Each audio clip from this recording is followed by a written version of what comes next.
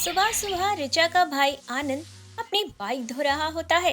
तभी रिचा आती है और अपने भाई से बोलती है। भाई, मुझे भी बाइक चलाना सिखा दो ना। लड़कियां बाइक नहीं स्कूटी चलाती हुई अच्छी लगती हैं। जरूरी थोड़ी है हर लड़की स्कूटी ही चलाए। कुछ मेरे जैसी भी हो सकती है जो बाइक चलाना चाहती है। हाँ हाँ, बस सपनों में। हकीकत में तुम पापा की परियों से स्कूटी भी सही से हैंडल नहीं होती है। बस भाई बस, बहुत हो गया। तुम भी मम्मी के मगरमच्छ से कम थोड़ी ना हो। बाइक तो ऐसे चलाते हो जैसे स्प्लेंडर नहीं बुलेट चला रहे हो। तुझे क्या पता, हमारे लिए स्प्लेंडर ही बुलेट है। चल जा। आनंद रिचा को वहाँ से भगा देता है।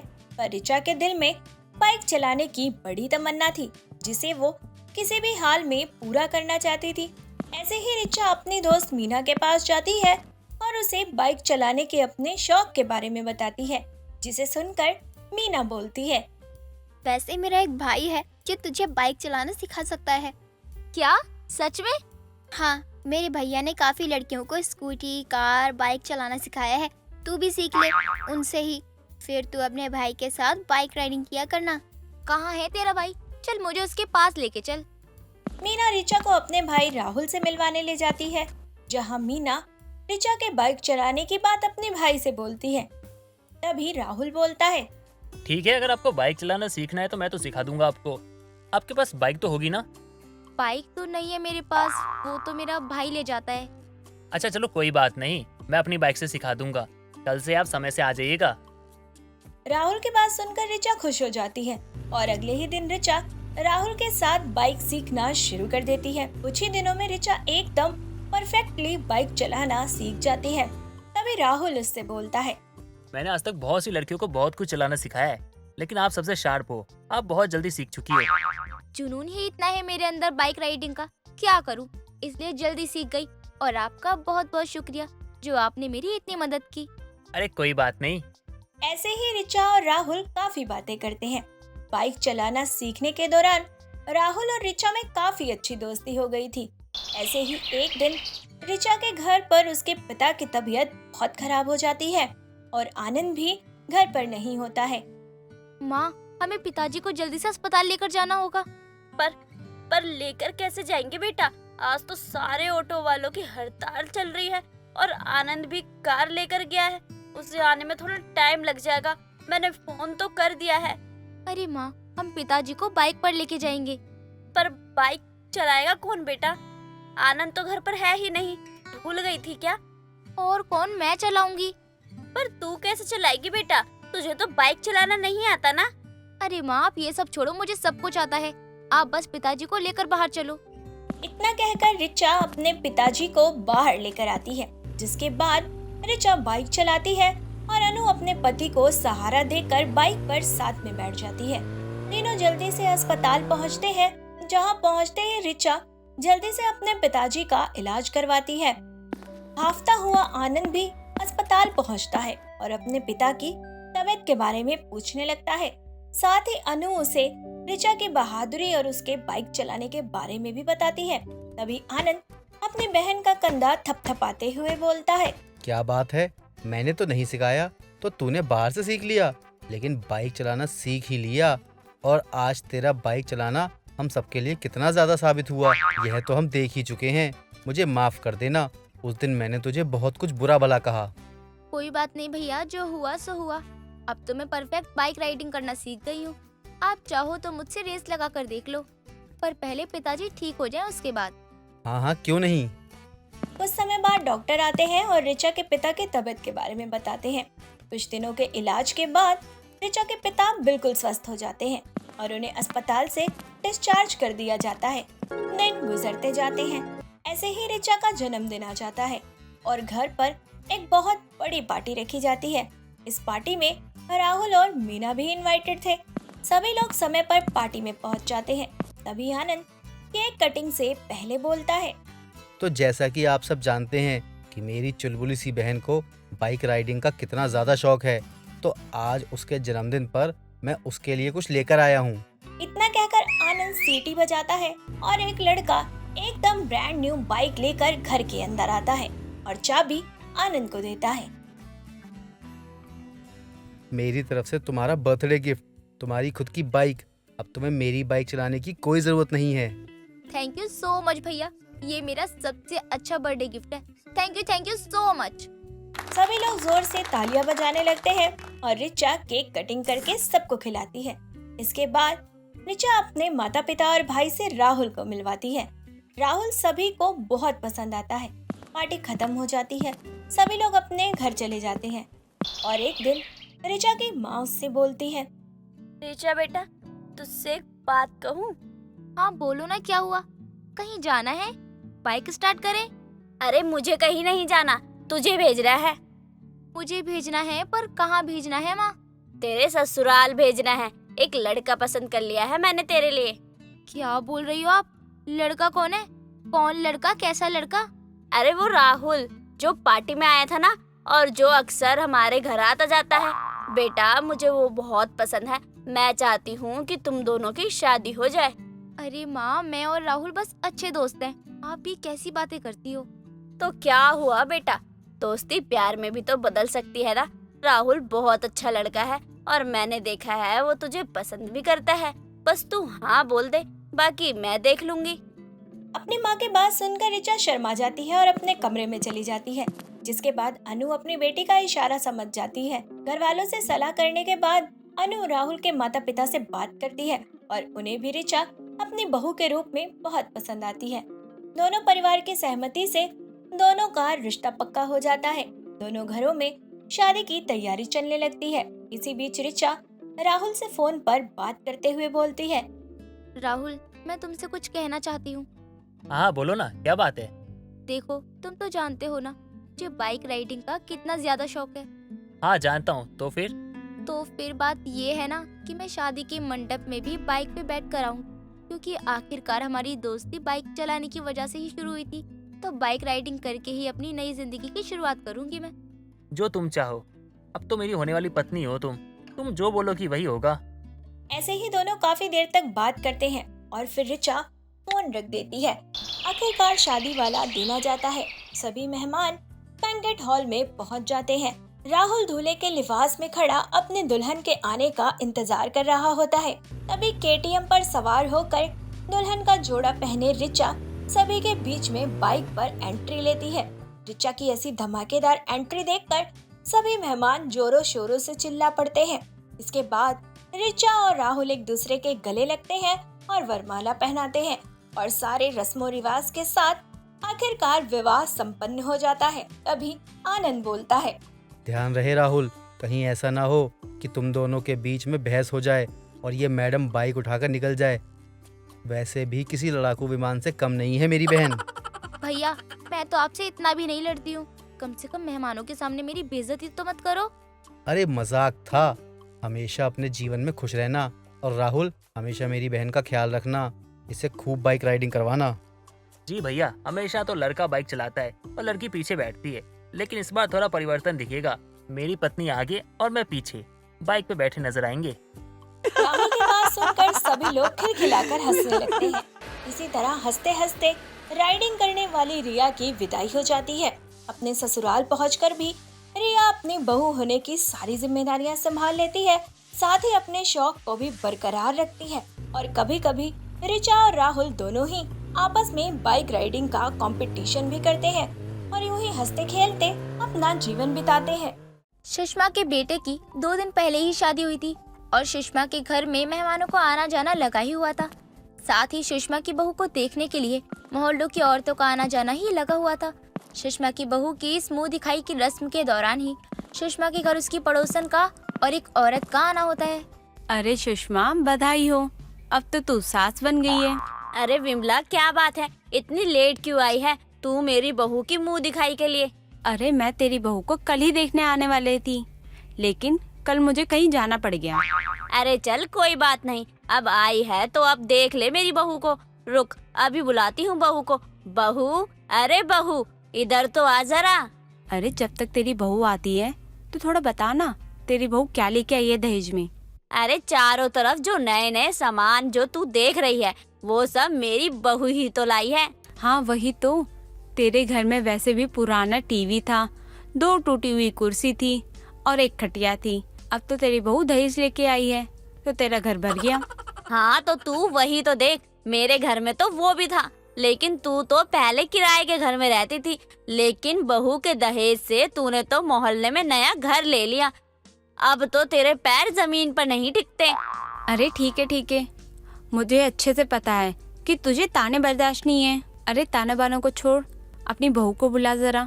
अरे हाँ, न जाने बहू भी कहाँ रह गई है। इतना कहने के बाद ही सुषमा अपनी बहू पूजा को फिर से आवाज लगाने लगती है। इधर पूजा मेकअप करने में लगी हुई थी। अरे यार, ये लोग तो चैन से मेकअप भी नहीं करने देते। जब तक मेकअप नहीं करूंगी इन्हें अपनी सुंदरता कैसे दिखाऊंगी। अपनी सास के लगातार आवाज देने के बाद पूजा घूंघट में हॉल में आती है, जहाँ विमला के साथ उसकी सास और एक औरत पहले से ही मौजूद थी। लो आ गई मेरी चांद सी बहू। अब विमला जरा मेरी बहू की मुंह दिखाई तो कर ले और बता कैसी है मेरी बहू। आखिर मेरी बहू में कोई कमी तो नहीं है ना? हाँ, मैं भी तो देखूं जिस बहू की तू तारीफ कर रही है, आखिर वो है कैसी। अब जैसे ही विमला सुषमा की बहू का घूंघट उठाती है, सुषमा की सुंदर सी बहू को देखकर हैरान हो जाती है और सुषमा की बहू पूजा की तारीफ करते हुए बोलती है, अरे सुषमा, कितनी सुंदर बहू लेके आई है तू, इसको ना नजर न लगे। आखिर तू मान ही गई ना कि मेरी बहू लाखों में एक है। अरे मैं तो कहती हूँ पूरे मोहल्ले में मेरी बहू जितनी सुंदर और कोई भी नहीं है। अरे सुषमा बहन, बहू तो बहुत सुंदर है आपकी, लेकिन जरा बहू का भी ध्यान रखना। आजकल की सुंदर बहू का कोई भरोसा नहीं होता है। अब आप अपनी पड़ोसन चमेली बहन की बहू को ही देख लो, क्या कमी थी उसमें। कितनी सुंदर थी, बोलचाल में भी अच्छी थी, लेकिन देखा ना आखिर में वो सब्जी वाले के साथ भाग गई। देख, मैं इसकी बात से सहमत हूँ। अरे तू बहू इतनी सुंदर लेके आई है, तुझे तो बहू की 24 घंटे पहरेदारी करनी होगी। अरे चुप करो तुम दोनों। मेरी सुंदर बहू को देख तुम दोनों को ना जाने क्यों जलन हो रही है। और बहू तू जा अपने कमरे में, इनकी बातों में रहेगी तो तेरा भी दिमाग खराब हो जाएगा। सुषमा की बहू की मुंह दिखाई के बाद विमला और मोहल्ले की औरतें वहाँ से चली जाती हैं, लेकिन सुषमा को उसकी बातों में कुछ न कुछ सच्चाई नजर आती है और वो इसी टेंशन में सो नहीं पाती है। विमला और उस औरत ने जो भी कहा तो एकदम सही था, लेकिन मुझे भी अपनी बहू पर नजर रखनी होगी। वैसे भी कल बहू की पहली रसोई है, देखती हूँ क्या कुछ बनाती है खाने में। अभी तो मैं बहुत थक गई हूँ, मुझे सोना चाहिए। इतना कहने के बाद सुषमा सो जाती है, लेकिन अब अगली सुबह सुषमा हॉल में बैठी चाय की चुस्की ले रही होती है। तभी सुषमा की बहू पूजा का हॉल में आना होता है। माँ जी, आज मेरी पहली रसोई है, खाने में क्या बनाना है आप मुझे बता दीजिए। देख बहू, जो भी बना अच्छा बनना चाहिए, क्योंकि मेरी बड़ी दीदी तेरे हाथों का मीठा खाना खाने आ रही है। तो बस तू समझ जा, तुझे ऐसा कुछ बनाना है कि वो खाते ही तुझे शगुन में अपने गले से सोने की चैन दे दे या फिर हाथ की अंगूठी दे दे। ठीक है माँ जी, मैं पूरी कोशिश करूँगी कि मैं कुछ अच्छा बनाऊँ। अब पूजा किचन में जाती है, लेकिन उसे कुछ समझ नहीं आ रहा था कि वो अपनी पहली रसोई में क्या बनाए।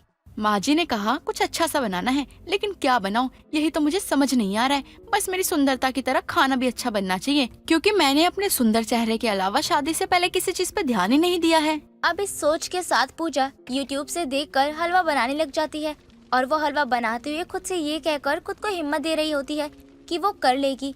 और अब कुछ देर बाद ही सुषमा की बड़ी बहन लता आती है। दीदी आइए, मैं आपका ही इंतजार कर रही थी। हाँ, और कैसी है? अब तो तू सास बन गई, बधाई हो तुझे। बहू कहाँ है? अरे बहू तो किचन में अपनी पहली रसोई की रस्म पूरा करने में लगी हुई है, कुछ मीठा खाने को बना रही है आपके लिए। अच्छा ठीक है, बनाने दे, मैं उसके हाथ का मीठा खाने आई हूँ, इसी बहाने उसकी मुंह दिखाई हो जाएगी। हाँ दीदी आप बैठिए, मैं आपके लिए चाय लेकर आती हूँ। अब सुषमा किचन में जाती है और अपनी बहू को खाना बनाते हुए देखकर कहती है, अरे बहू तूने कितना किचन फैला रखा है। अच्छा ये सब छोड़ और बता खाना कब तक बन जाएगा? बस माँ जी थोड़ा सा समय और लगेगा, तब तक आप बड़ी माँ जी के लिए चाय पानी लेकर जाइए, मैं अभी आती हूँ। और हाँ, घूंघट में ही आना बहू। सुषमा के जाने के बाद ही पूजा एक कटोरी में हलवा निकालती है और खुद से कहती है, ना जाने कैसा बना होगा, पता नहीं बड़ी माँ जी को पसंद आएगा या नहीं। अब पूजा हाथ में ट्रे लिए घूंघट में हॉल में आती है, जहाँ सुषमा के साथ लता भी बैठी हुई होती है।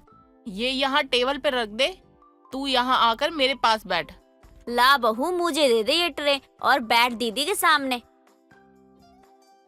अब जैसे ही पूजा लता के पास बैठती है, लता पूजा का घूंघट उठाकर पूजा को देखती है और उसे देखकर खुश हो जाती है।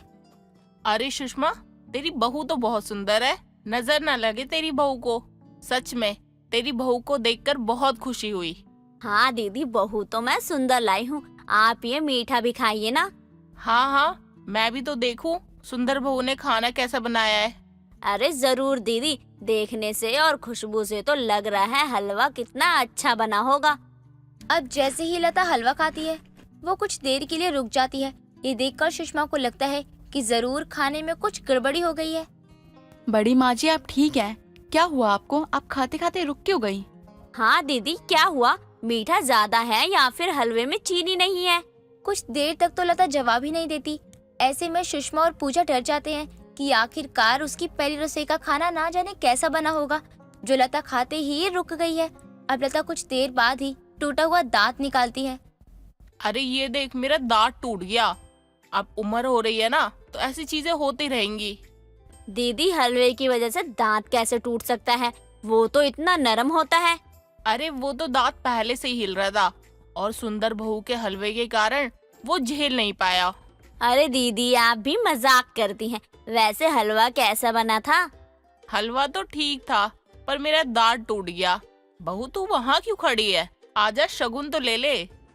लता सुषमा की बहू को शगुन के तौर पर अपने हाथ की पहनी हुई अंगूठी दे देती है और साथ में उसे खूब सारा आशीर्वाद देकर भी जाती है। पूजा भी इतना सारा शगुन पाकर बहुत खुश थी और सुषमा भी अपनी बहू की तारीफें सुनकर काफी खुश हो जाती है। शकुंतला ने कुछ ही दिनों पहले अपने छोटे बेटे की शादी की थी और जब से शकुंतला की छोटी बहू आई थी, तब से तो शकुंतला में और भी बदलाव दिखने लगा था। जो पहले अपनी बड़ी बहू को अहमियत देती थी, अब वो उससे ढंग से बात भी नहीं करती थी। अब एक रोज कोमल अपनी सास शकुंतला से कहती है, माँ जी, कोई बात है क्या? आप आजकल मुझसे ठीक से बात ही नहीं कर रही हो। नहीं तो ऐसी कोई बात नहीं है। क्यों, तेरे मन में लड़ने का कोई विचार आ रहा है क्या? अगर किसी बात को लड़ने का मुद्दा बनाना है तो बना लेते हैं। अरे माँ जी, रहने दीजिए। दीदी को मेरे आने से दिक्कत हो रही होगी, और कुछ नहीं। मैंने तो ऐसा बिल्कुल भी नहीं कहा कि मुझे तुम्हारे आने से दिक्कत हो रही है। बहू, जा जाकर काम कर। मुझे लगता है कि तेरा लड़ने का मन कर रहा है, और अगर ऐसा है तो मुझ में अभी इतनी ताकत नहीं है कि मैं तुझसे लड़ सकूं। और छोटी बहू, तू मेरे लिए 1 कप चाय बना ले। माँ जी, मैं बना देती हूँ आपके लिए अदरक वाली चाय। नहीं नहीं, रिंकू बना लेगी। तू कोई दूसरा काम कर ले। और हाँ, मेरा ध्यान रखने के लिए रिंकू है, तो तू घर के काम को ज्यादा ध्यान से किया कर। माँ जी, आप ऐसे क्यों बोल रही हो? मुझे कुछ समझ नहीं आ रहा। कोई बात है तो बात करते हैं ना। नहीं बहू, कोई बात नहीं है। जा जाकर अपना काम कर और मुझे शांति से बैठने दे। कोमल बहुत ही सीधी थी और जब तक रिंकू नहीं आई थी, अपनी सास की खूब सेवा कर रही थी। और शकुंतला भी अपनी बड़ी बहू कोमल से कोई शिकायत नहीं करती थी। लेकिन जब से रिंकू आई, तब से शकुंतला अपनी बड़ी बहू को देखना भी पसंद नहीं करती थी। एक रोज तो शकुंतला अपनी छोटी बहू की बातों में आकर अपनी बड़ी बहू को खूब सुनाती है और घर से निकल जाने को भी कहती है। तू अकेले ही खुश थी। जब से छोटी बहू आई है तो तू उसे देखना ही नहीं चाहती है। अगर तू इस घर में हम सबके साथ खुश नहीं है तो तू अभी की अभी इस घर से निकल जा। माँ, आप ये कैसी बात कर रही हो? वो घर से निकल जाएगी तो कहाँ जाएगी? कहीं भी जाए, मुझे उससे क्या। और अगर तुझे मेरी बात इतनी बुरी लग रही है तो भी अपनी जोरू के साथ घर छोड़कर जा सकता है। ठीक है माँ, आज आपने अपने बेटे को पराया कर दिया। चलो, अच्छा है, मैं और कोमल इस घर को छोड़ के जा रहे हैं। हाँ हाँ, जाओ। कम से कम घर में शांति तो रहेगी। जी, हम कहाँ जाएंगे? माँ जी तो गुस्से में कुछ भी बोल देती है। उनकी तो आदत है। उनका गुस्सा थोड़े समय बाद शांत भी हो जाएगा। अरे नहीं नहीं, तुम दोनों जाओ। मैं पूरे होश हवास में ये बात बोल रही हूँ। तुम दोनों यहाँ से जा सकते हो। चलो, अब और कुछ सुना बाकी रह गया है क्या? चलो यहाँ से। इतना कहने के बाद शंकर अपनी पत्नी कोमल का हाथ पकड़ लेता है और वहाँ से चला जाता है और अपने मोहल्ले से दूर एक कमरा किराए पर लेता है और एक दुकान में काम करने लगता है। लेकिन कुछ दिनों तक तो काम जैसे तैसे चल रहा था। लेकिन जब घर में दिक्कत आने लगती है तो कोमल एक छोटा सा आलू भरता और पराठे की दुकान लगाती है, जो पहले ही दिन से अच्छा चलने लगता है। क्या बात है कोमल, तुम भी अपने पति के कदम से कदम मिला के चलना सीख गई? हाँ, क्योंकि जिस तरह आप मेरे हर सुख और दुख में मेरे साथ रहे हो, उसी तरह मैं भी आपके हर सुख दुख में साथ रहना चाहती हूँ। तुम सच में दिल की बहुत अच्छी हो कोमल, लेकिन मुझे तुम्हें ऐसा करता हुआ देखकर बहुत दुख हो रहा है। जब मैं तुम्हें काम करता हुआ देखता हूँ, मुझे बहुत दुख होता है। अरे, आपको तो खुश होना चाहिए क्योंकि मैं भी अब कमाने लगी हूँ और आप मुझसे उधार ले सकते हो। अच्छा जी, अब तुम मुझे उधार भी दोगी? इसका मतलब वो पैसे तुम्हारे अकेले के हैं? हाँ, क्योंकि अब मैं भी तो कमाने लगी हूँ ना, इसीलिए। ऐसे ही समय बीत रहा था और कुछ ही दिनों में कोमल की दुकान फेमस हो जाती है और कोमल के आलू भरता इतने टेस्टी होता है कि खाने वाला अपनी उंगलियां चाटता ही रह जाता है। एक रोज शकुंतला के घर उसकी पड़ोसन रज्जो का आना होता है। अरे शकुंतला, चल बाजार होकर आते हैं। काफी समय हो गया है, हमने कुछ बाहर का खाया भी नहीं है। तू ठीक कह रही है, मैं भी घर बैठे बैठे टेंशन लेती रहती हूँ। और हम वो आलू भरता भी खा कर आएंगे जिसका नाम खूब फेमस है। मैंने भी बस नाम सुना है, खाया नहीं है।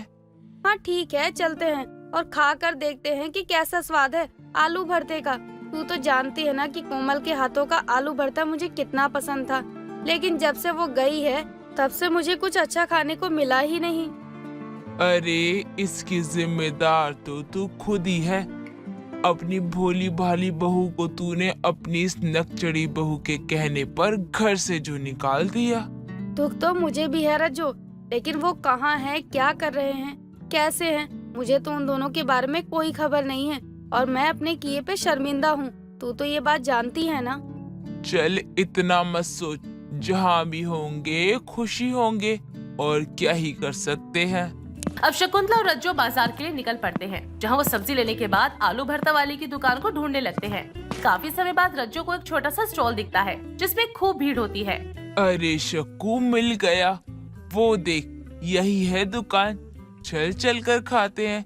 अरे खुशबू भी इतनी अच्छी आ रही है, खाने का तो लालच और भी ज्यादा बढ़ गया है मेरा। एक मिनट रज्जो, ये खुशबू किस चीज की है? ऐसा लग रहा है जैसे ये खुशबू मेरी बहू के हाथों के बने हुए आलू भरते की हो। अरे अरे, तुझे अपनी बहू के आलू भरते की याद आ गई होगी और कुछ नहीं। चल आजा, खाते हैं। इतना कहने के बाद रज्जो और शकुंतला उस दुकान पर जाते हैं। जब रज्जो 2 प्लेट आलू भरता और पराठे के लिए बोलने जाती है तो वो देखती है कि वहाँ आलू भरता कोई और नहीं बल्कि शंकर और कोमल बना रहे हैं। बोल आई ना, कितने प्लेट बोला है?